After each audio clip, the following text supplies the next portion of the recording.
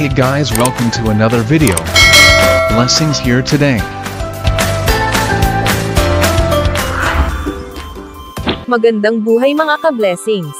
Mula Luzon, Visayas at Mindanao.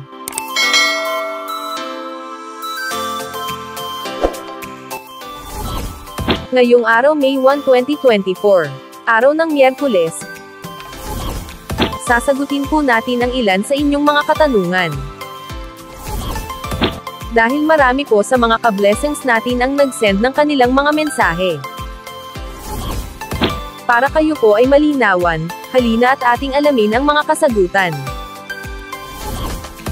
Para sa unang katanungan, kailan po ang payout ng educational grants ng mga retain? Good news mga ka-blessings, dahil malapit na pong matapos ang validation ng school records ng mga bata para sa mga retain. At inaantay na lang pong matapos ang auditing ng budget para makredit na ang educational grant sa inyong mga account. Noong April 13, 2024, nakatanggap na ng retro payment para sa educational grants ang mga retained na MCCP. Kung mabilis pong matapos ang auditing, magsisimula na po ngayong buwan ng Mayo ang pag-release ng educational grants, para naman sa mga retained na RCCP.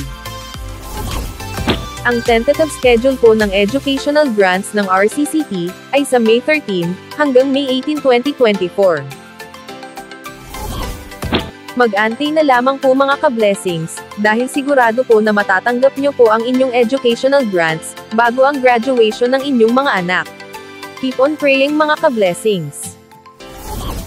Para sa pangalawang katanungan, kailan po ang payout ng P1 2024? Good news mga ka-blessings, dahil kasalukuyan na pong inaayos ng DSWD, ang payroll para sa P1, na nakaschedule ibigay, ngayong buwan ng Mayo. Ang coverage months po ng P1, ay ang buwan ng February, at March 2024. Ang tentative schedule po ng P1 ay sa May 6, hanggang May 11, 2024. Malapit na po ito mga ka-blessings. Kaya keep on praying.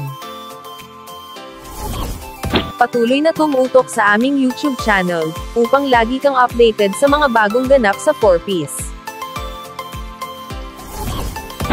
Para sa pangatlong katanungan, bakit po hindi sabay-sabay ang payout sa bawat rehiyon? Kaya po hindi sabay-sabay ang payout sa bawat rehiyon, ay dahil mayroon pong mga rehiyon na hindi po nakakapag-submit agad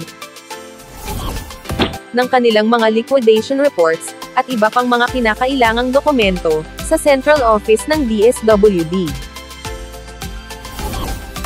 Upang maiwasan ang pagkaantala, sa mga rehiyon na agad nakakapag-submit ng kanilang mga dokumento, maaring bigyan ng prioridad ng DSWD ang kanilang payout.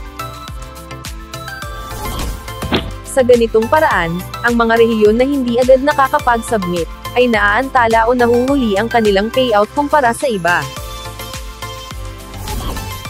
Mahalaga rin na ang mga lokal na opisyal at mga benepisyaryo ng programa, ay sumunod sa mga panuntunan at kahilingan ng DSWD, upang matiyak na may pasa nila ang lahat ng kinakailangang dokumento, ng maayos at sa tamang oras. Ito ay upang mapanatili ang pagtugon ng programa sa mga pangangailangan ng mga pamilyang benepisyaryo, at maiwasan ang anumang pagkaantala sa pamamahagi ng tulong pinansyal. Ang Pantawid Pamilyang Pilipino Program o 4Ps, ay programa ng pambansang pamahalaan na ipinatutupad ng Department of Social Welfare and Development o DSWD, sa pakikipagtulungan sa iba't ibang ahensya gaya ng DepEd, DOH, DILG, at sa mga lokal na pamahalaan. Pinagtibay ang programa sa pamamagitan ng pagsasabatas nito bilang Republic Act 11310. Ayon sa batas, Ang 4Ps ang magiging pambansang stratehiya upang mabawasan, at kalaunan ay puksain ang kahirapan sa ating bansa. Ang 4Ps ay namumuhunan sa human capital ng mga mahihirap na sambahayan, sa pamamagitan ng pagpapabuti sa aspeto ng kalusugan, nutrisyon, at edukasyon ng mga kasapi ng programa. Nagbibigay din ang programa ng psychosocial at psychoeducation intervention sa pamamagitan ng family development session, bilang gabay sa unti-unting pag-unlad at pagpapatatag ng kanilang pamumuhay.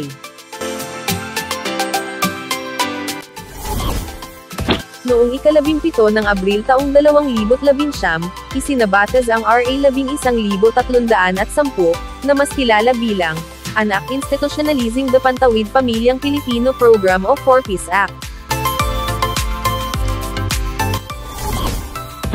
Sa pagsasabatas nito, ang 4Ps na programa sa ilalim ng Department of Social Welfare and Development ay magiging permanenteng pambansang estratehiya ng gobyerno, upang puksain ang kahirapan sa bansa, sa pamamagitan ng pagbibigay ng tulong pinansyal sa mga mahihirap na pamilyang Pilipino, upang mapabuti ang kanilang kalusugan, nutrisyon, at edukasyon. Sino-sino ang maaaring maging benepisyaryo ng 4Ps? Ang mga maaaring maging benepisyaryo nito ay mga mahihirap na pamilyang Pilipino, na siyang makakasunod sa mga kondisyon ng programa.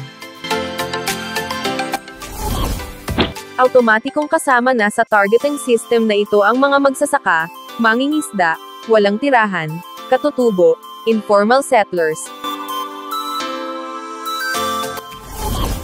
at mga pamilyang nasa malalayong lugar, o geographically isolated and disadvantaged areas.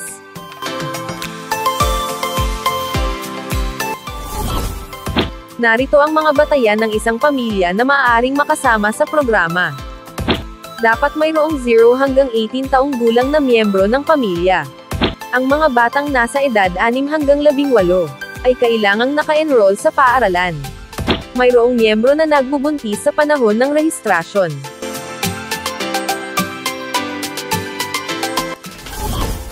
Ang isang kwalipikadong pamilya ay maaari lamang maging benepisyaryo ng programa sa loob ng 7 taon.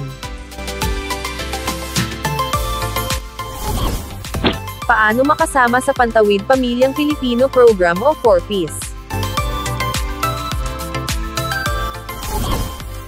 Ang mga benepisyaryo ng programa ay pinipili, sa pamamagitan ng National Targeting System for Poverty Reduction o listahanan.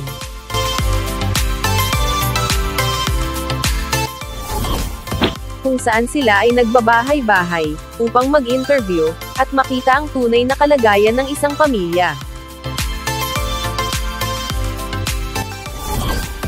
Sa ngayon, ay pinag-aaralan na ng DSWD na magkaroon ng community-based targeting system, na galing sa bawat DSWD regional offices, para madaling matukoy ang mga kwalipikadong benepisyaryo ng Pantawid Pamilyang Pilipino Program o 4Ps. Maraming salamat po mga ka-blessings.